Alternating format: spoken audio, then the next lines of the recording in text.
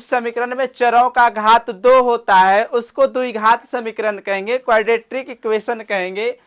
द्विघात समीकरण का सामान्य रूप जो होता है A X square plus B X plus C होता है। जैसे कि देखिए सामान्य रूप यहाँ लिख दिए हैं, A X square plus B X plus C. इस फॉर्म में यदि किसी समीकरण को देखते हैं तो उसको कहेंगे ये द्विघात समीकरण है।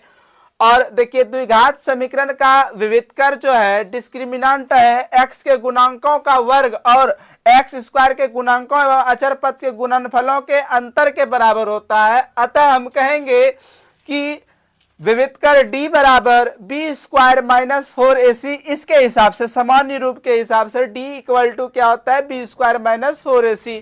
और द्विघात समीकरण के हलों की स्थिति को जानने के लिए जो है हम d का वैल्यू ही पहले जानते हैं कि d का वैल्यू क्या है।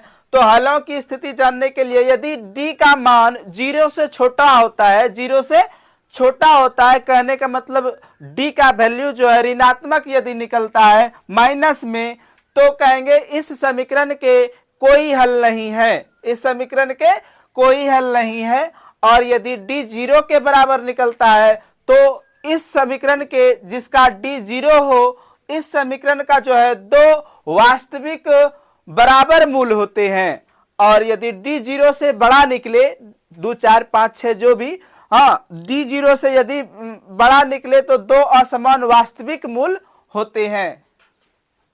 द्विघात समीकरण को हल करने की 3 विधियां हैं, जिसमें गुणनखंड विधि है, पूर्ण वर्ग विधि है और द्विघाती सूत्र की सहायता से इस समीकरण को हल करते हैं। तो गुणनखंड विधि में क्या करते हैं, गुणनखंड विधि में एक्स स्क्वायर का गुणांक और अचर पद में गुना करके बीच वाला टर्म पुराने वाला विधि है। और पूर्ण वर्ग विधि में वर्ग करते हैं संख्याओं का, जिससे कि सूत्र पर a प्लस बी के होल स्क्वायर के सूत्र पर आ जाए। और द्विघाती सूत्र की सहायता से सिर्फ इस द्विघाती सूत्र में मान प्रतिस्थापित कर देने से मूल ज्ञात हो जाता है।